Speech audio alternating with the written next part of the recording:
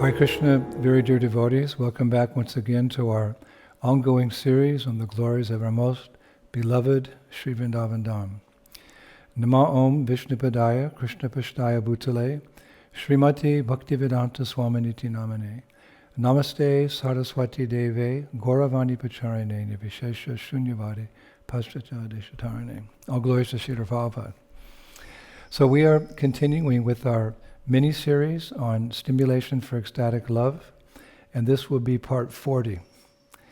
In this lecture, I would like to continue with our discussions on Betel leaf in Krishna's Vrindavan Lilas.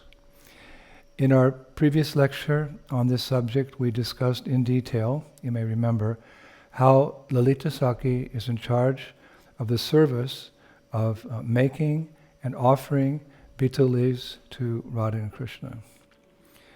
In fact, she has her own garden where she grows betel, and she herself stands next to the divine couple during the famous Rasa dance with a golden box filled with betel leaves. I also mentioned last Friday that pastimes involving betel leaves or betel nut in Vraja Lila are almost too numerous to count. We did recount one pastime where the cowherd boys and Krishna enjoyed betel at lunch in a pasturing ground of Vrindavan. And just this morning I read about a similar outing with Krishna and his friends. This time at their luncheon, as it began in the pasturing grounds, the boys, it's described, raided each other's lunch packs. They joked amongst themselves, and finally they begged a morsel of food that Krishna himself had tasted. One boy said, "Dear Gopal, no doubt you have attained mystic powers as a result of Mother Yasoda's cooking. Otherwise, what difference is there between you and us? So don't be stingy. Give us a bit of your lunch so that we can also kill demons. And in that way we can save you some trouble." Vrindavan. So all the cowherd boys, they applauded these words, and they each reached out with their hands for Krishna's remnants. And after filling their bellies, the boys drank from a nearby pond and then rested in the shade, while some boys fed Krishna betel leaves and betel nut, massaged his lotus feet, and cooled him by waving a peacock fan. There was one pastime. That Krishna enjoys betel leaf is confirmed by our Bhaktivinoda Thakur in his famous Gitavali, Bhogartik at Shwarbikunj, that song or that poem. He writes, "Jambula rasala ane, tambula mashala, tahe kye Krishna Chandra, suke nidra gela."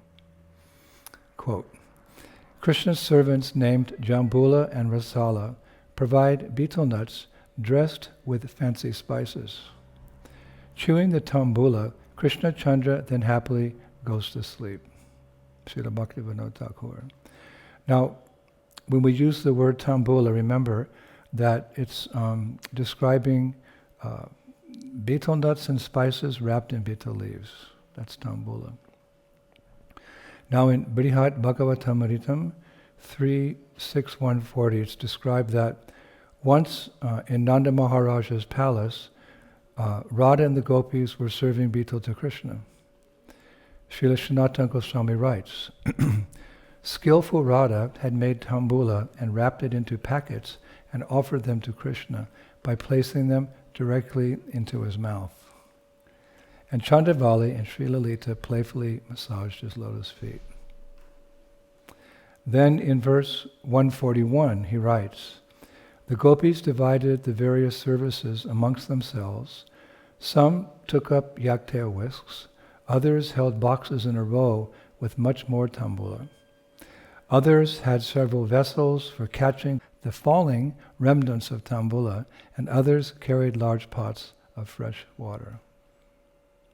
Then in verse 143, Srila Sanatana Goswami describes how each gopi got the remnants of Krishna's betel, because it was falling.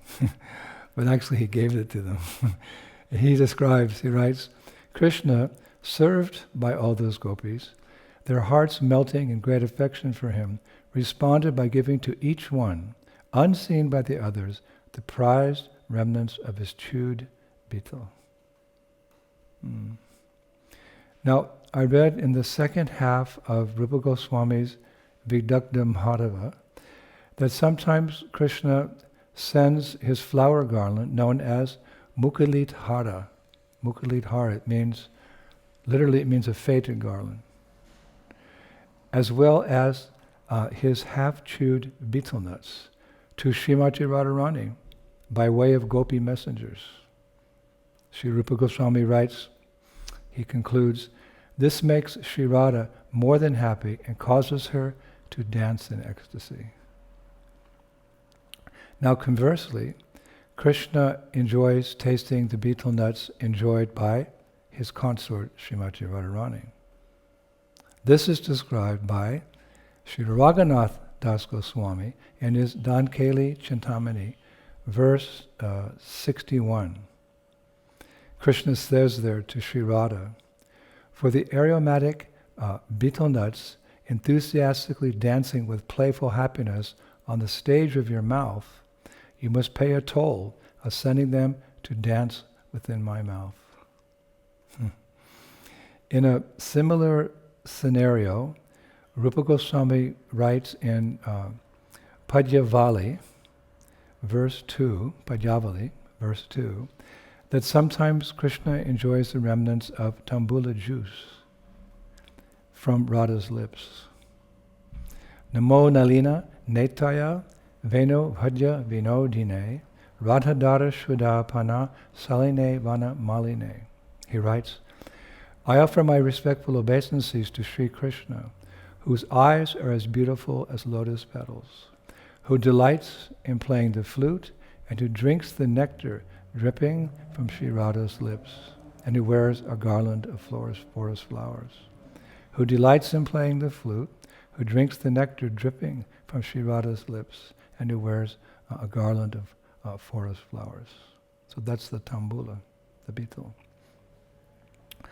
I also found a reference that Radha and Krishna's maidservants, the gopis, they often enjoy betel leaf themselves as a stimulation for ecstatic love for Krishna.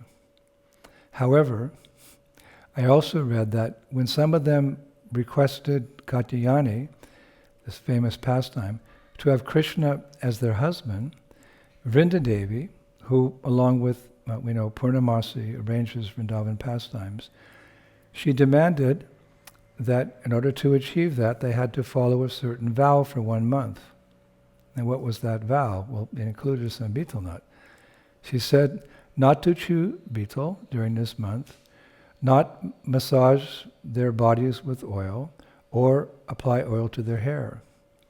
They had to rise while it was still dark, leave their homes 4 dandas before sunrise, walk to the Jamuna, bathe in the river, worship Katyayani, chant their mantras, and then return home. But it's interesting, one of the clauses, they couldn't chew betel. Of course, the betel they chew is, Krishna's remnants, but they had to abstain. Now, as we mentioned last week, there are many devotees, Rasika Bhaktas, who desire to be part of these ecstatic betel leaf and betel nut pastimes. Our very own Srila Bhaktivinoda Thakur, he himself prays for obtaining the service of giving tambula to Radha and Krishna. He wants to give the tambula to Radha and Krishna. This he states in his Saranagati, 4th principle, Song 4, verse 10. He writes, Tambula saji kapura ani, dhoibe moya apana jani. After dressing packets of betel nuts, it means preparing them, and fetching the camphor, he's speaking to Radha and Krishna, you will hand them to me, knowing me to be your very own.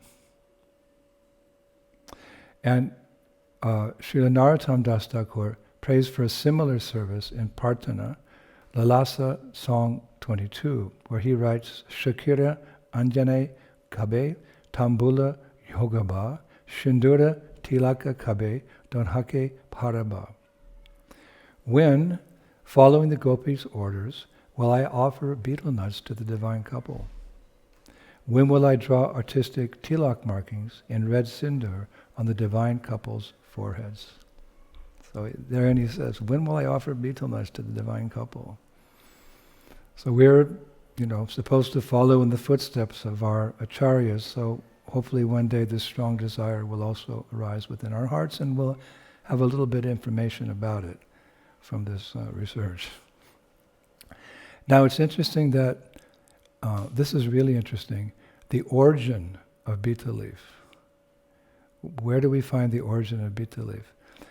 It's there in Skanda Purana. In the pastime, the Skanda Purana describes the pastime of the churning of the milk ocean. It's described therein that after distributing nectar, we all are familiar with the pastime, after distributing nectar to all the demigods, the Mohini incarnation of Lord Vishnu gave the pot of nectar, or the nectar pot, to Airavata, the elephant carrier of Lord Indra. He ended up with the pot. Noticing that there were still a few drops left in that nectar pot, the king of snakes, Vashuki, took the pot from Airavata, and he took it to his abode in Nagaloka, the abode of snakes. But after some time, Vashuki noticed that a vine of beautiful green aromatic leaves had started growing inside that nectar pot, that pot of nectar, which the demons and the demigods had fought over. He noticed a vine of beautiful green aromatic leaves. So curious, he tasted a leaf and found it to be extremely delicious. So he informed, you could say, the chief of the demigods, Lord Brahma. And Lord Brahma, then he went to Lord Vishnu and told the whole story, like about the nectar pot and how it's in Nagaloka and how it's producing this vine of amazing leaves. So Lord Vishnu, he then called for his incarnation Dhanvantari, the physician of all the demigods, you could say. I thought that was interesting. Lord Vishnu, he called for his own incarnation, Dhanvantari, and sent him to Nagaloka to, you could say, check out this vine in the nectar pot. And after testing the vine and its leaves, Dhanvantari concluded that the leaves of that vine were capable of treating many, many diseases. So Dhanvantari gave his blessings to that leaf that it would be known as Nagari Veli, which means the leaf of snakes. He also gave a boon that poisonous snakes would never be able to tolerate that leaf. Apparently in Nagaloka the snakes are not poisonous.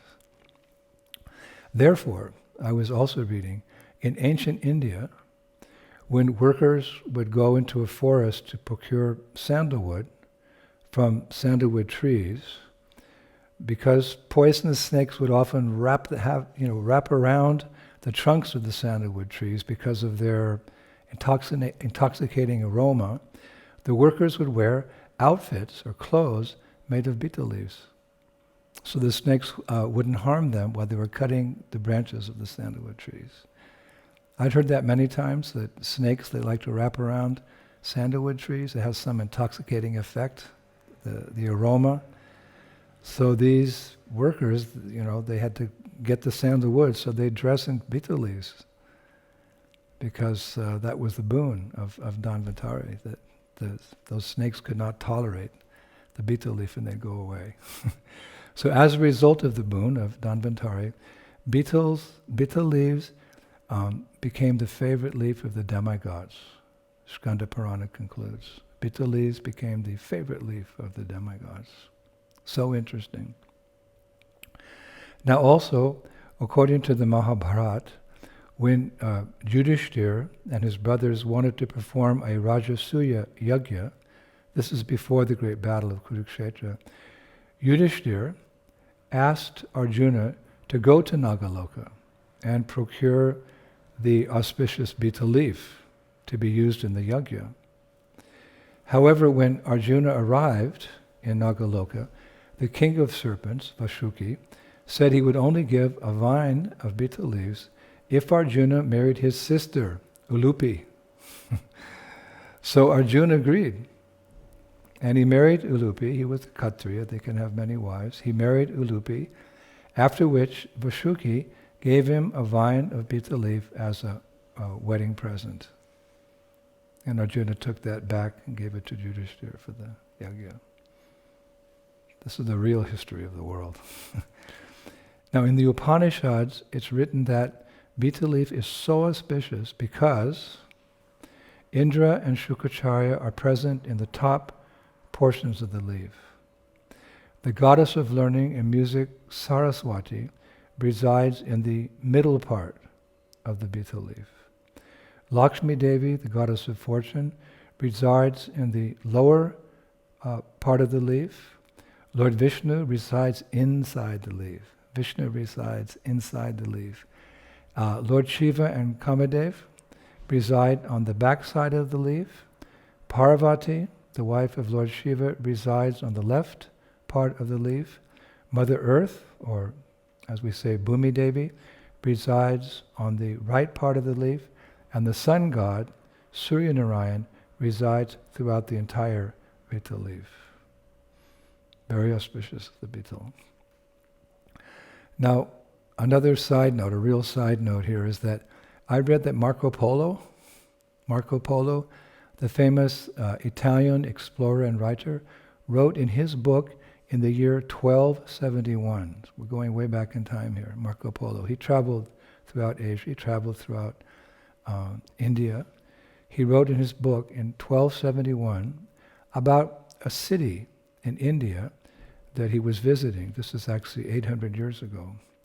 He wrote, and I'll quote him here, "All the people of this city, as well as the rest of India, have a custom of perpetually keeping in their mouths a certain leaf called tembul." He wrote like that, tembul, or they describe it as pan or betel. So we see in India today many people chewing pan. Back then it appears that everyone chewed pan according to Marco Polo. Another interesting note is that in Shastra it's mentioned who is allowed to eat betel and who is not allowed to eat betel in Shastra. Those who should not eat betel are a brahmachari, a celibate, a widow, a yogi, a sannyasi, a child below the age of 10, and a beggar. Those who may eat betel are married men, young men, beautiful women, a king and queen, and royal attendants. The idea being that betel in the material world, again, as we discussed last week, it increases material desire. But remember, we concluded our class last week by saying that devotees, Vaishnavas and Vaishnavis, should avoid betel leaf altogether, even if it's Mahaprasad of the deities. That's a strict injunction. We heard from Prabhupada, we heard from Bhaktisiddhanta Saraswati Thakur. So we're going to finish here. This is tomorrow's the last day of our summer tour here along the Baltic Sea coast. I have to rush off to the festival and I have to pack. Everyone's packing because, sadly it's over. We've been pushing on for a little over 2 months here. It's been successful beyond my wildest imagination. We're so grateful to Srila Prabhupada and Lord Chaitanya for this service. But time to move on, so we'll finish here. But we actually have enough material for another lecture on betel leaf next Friday. As I mentioned last week, I didn't know if I could even give a 10-minute lecture on betel leaf, but lo and behold, it's an integral part of Vraja Lila. So next Friday we'll continue. It'll be a rather short class like this one because by then I'll be traveling. So I somehow have to fit it in. But here's a nice quote to finish for today. It's again from Srila Bhaktivinoda Thakur. It's from his famous Jaiva Dharma, chapter 33, wherein he gives us a very beautiful description of Srimati Radharani, including Betel leaf.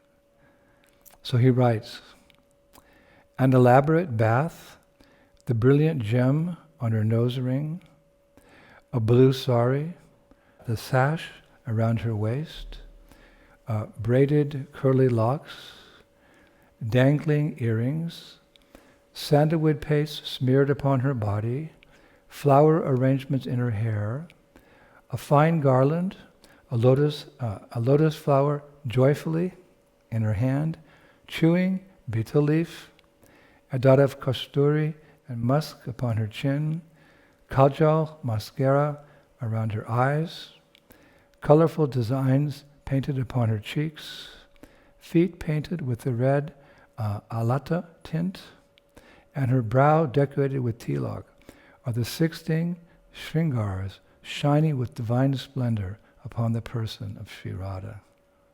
Betel leaf is included. The 16 shringaras shining with divine splendor upon the person of Sri Radha. All glories to Srimati Radharani. All glories to Betel leaf, such an important part of Vraja Lila. So thank you, and Hare Krishna. We'll look forward to seeing you again on the road next Friday. Shri Shri Gaur Nitai ki, Shri Shri Krishna Balaram ki, Shri Shri Radha Shama Sundar ki, Vrindavaneshwari Srimati Radharani ki, Shri Shri Gaur Nitai ki, Mayapur Dharma ki, Shri Krishna Sankirtan Yagya ki, Nitai Gaur Premanandi, Jai Jai Sri Sri Radhe Sharm. Glories to Srila Prabhupada.